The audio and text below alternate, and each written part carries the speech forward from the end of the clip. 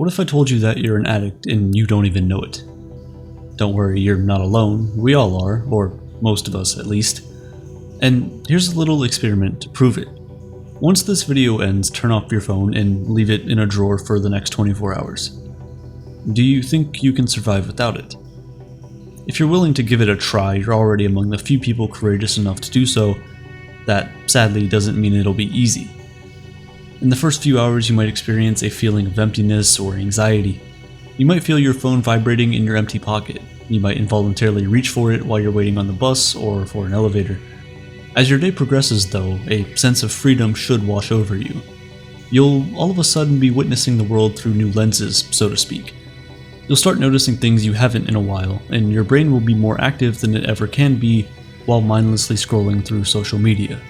When the 24 hours are over, you would have gained a new perspective on your relationship with your phone, and you might even become more aware of how much time you spend using it. But if we're being completely honest, chances are you'll be back to your old habits before you know it, because like I said, you're an addict. We all are. But our phones aren't the problem, our brains are. There's a thin line between pleasure and pain, and you've probably heard this before. But even if you haven't, your brain knows this very well. At our core, we're hardwired to seek pleasure and avoid pain, which makes the two linked. So much so that the part of the brain that controls these two very contrasting emotions is one and the same. In our early days as a species, differentiating between the two was often the difference between life and death. With scarce resources, our survival depended on being able to distinguish between the pleasure of having a full stomach and warm shelter from the pain of starvation and the elements. Fortunately, times have drastically changed since then. We're now living in an era of overabundance instead of scarcity. Ideally speaking, this should make us happier, right? Sadly, the data shows that we're actually less and less happy. Depression levels have spiked in the last 30 years, and people in high-income countries have become less satisfied with their lives in the past decade, even though we're arguably living in humanity's golden age. It turns out that the reason we're unhappy is because of this very overabundance. We've become addicted to the feel-good drug that our brain naturally releases. Dopamine is a neurotransmitter released in our brain whenever we're anticipating a reward. You can say it's arguably the most important neurotransmitter because it's responsible for our experience of motivation, pleasure, and reward.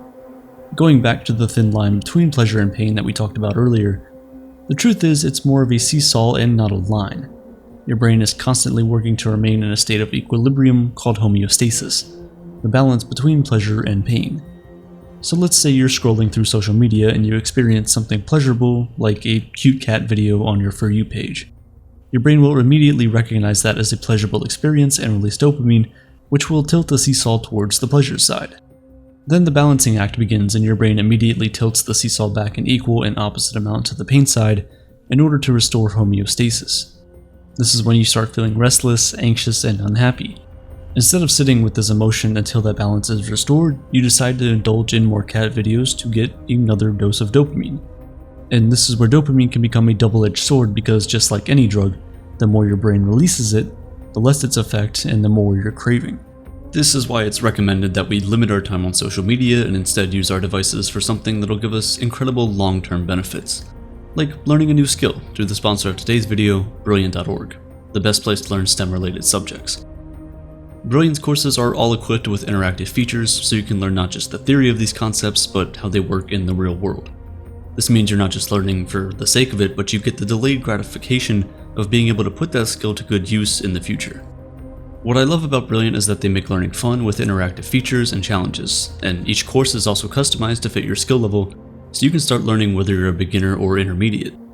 With thousands of lessons on everything from basic and advanced math to AI and new lessons added every single month, there's something in here for everyone. I just started the Exploring Data Visually course and it has truly transformed how I see and interact with complex data and statistics, and not just that, but it's also helped me with these videos because I now understand how to convey those numbers to you in a way that's easier to understand.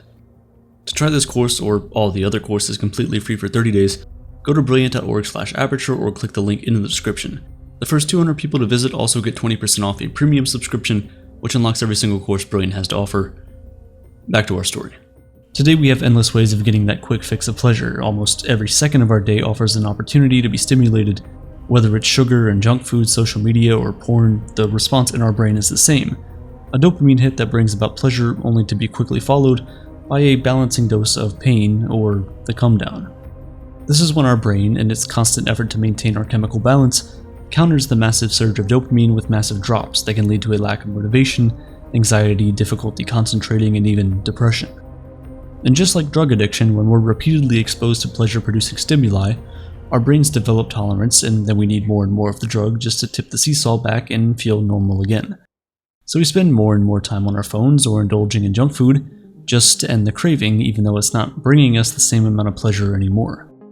The truth is, our brains aren't equipped to deal with this overload of dopamine that is so easily accessible today. Our brains really haven't evolved much through the centuries, but our access to pleasurable experiences has skyrocketed, which has caused us to build somewhat of an obsession with instant gratification. According to Dr. Anna Lemke, the chief of Stanford University's Dual Diagnosis Addiction Clinic, the problem is that we're losing our ability to delay gratification, solve problems, and deal with frustration. Our obsession with receiving constant pleasure stimuli means we now have less tolerance to pain stimuli like anxiety, stress, and restlessness. Our brains are literally becoming less equipped to deal with negative emotions. This is why when you can't reach for your phone you feel anxious, or why going for a walk feels like a waste of time when you could be playing video games on the couch. Instead of processing our negative emotions and dealing with them in a healthy way, we've resorted to simply taking another hit of our naturally released feel-good drug. But as dark as this may seem, there is a silver lining. Natural dopamine release in our brains is about 10 times less than the surge of dopamine triggered by the use of most hard drugs. Having sex, for example, releases about 200 units of dopamine, while meth can release more than 6 times that amount. This is why a natural dopamine addiction is much easier to fix than an addiction to alcohol or drugs, even though the process is fairly similar. So how do you cure your dopamine addiction? Well, the first thing you should do is stop. Stop scrolling through social media or watching porn or eating junk food or seeking any form of instant gratification. Set a target for yourself, like a 30-day break from your crutch. Don't worry, unlike with any drug addiction, you won't be abstaining forever, but this initial period is essential to rewire your brain and balance your pleasure-pain seesaw. This is what they call a dopamine detox, a form of cognitive behavioral therapy that was developed by Dr. Cameron Seppa. Its name could be misleading because you can't actually stop your brain from releasing dopamine, but abstaining from the constant blast of pleasure stimuli can help you identify unhealthy patterns and replace them with healthy ones. Once you achieve this, you may then introduce those activities back into your life, but this time in moderation. A warning though, during your time of abstinence, you might feel anxious, irritable, or even empty, but you should embrace it. The idea is to delay gratification for as long as possible and get comfortable with being uncomfortable. As paradoxical as it may seem, you may actually seek out pain instead of pleasure.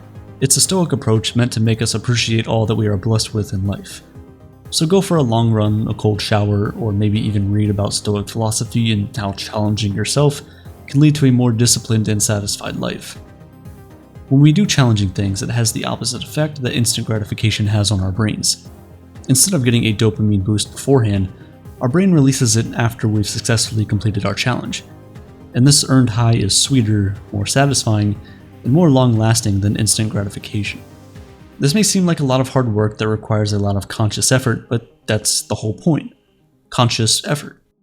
A big reason for our dopamine addiction is that we unconsciously seek out pleasure-seeking stimuli because they're so easily available. How many times have you grabbed your phone without even realizing it and found yourself scrolling through social media?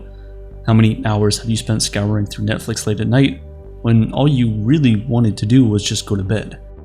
If we're going to reset our brain's dopamine levels, we have to actively work to make that happen. At the end of the day, it's only natural to pursue enjoyment, but the kind of world we're living in today has created an expectation that we can always be happy, but the truth is that we can't, and that should be fine. Seeking out pleasurable stimuli is good. It's the obsessive and elusive pursuit of happiness that is the real problem. So let's go back to our phone experiment from the beginning. Whether you've decided to do it or not, its purpose wasn't really to show you that you're a dopamine addict, but to help you gain some perspective on how your phone is affecting your life. This little device is a gateway to countless amounts of fun that you could enjoy with just a swipe or two, and it almost feels silly not to. But as with all things in life, there are consequences. We've forgotten how to be alone with our thoughts, how to concentrate on the flow of our lives without any interruptions, and how to focus on what's really important. The truth is, this overabundant world we live in today means that almost all of us are addicted to something. So whatever dopamine addiction you think you have, do you think you can cut it off for long periods of time, like a day, or even a month? Can you deny your natural programming, delay gratification, and seek pain instead of pleasure? You can find out the answer to this question in a couple seconds when this video ends and you're left with a simple choice. Watch another video, eat another cookie, or play another video game. Give in to the dopamine craving that you know no longer satisfies you.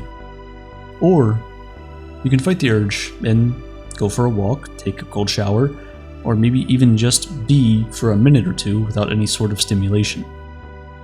You now know that it's crucial for your mental seesaw, your peace of mind, and ultimately, your happiness.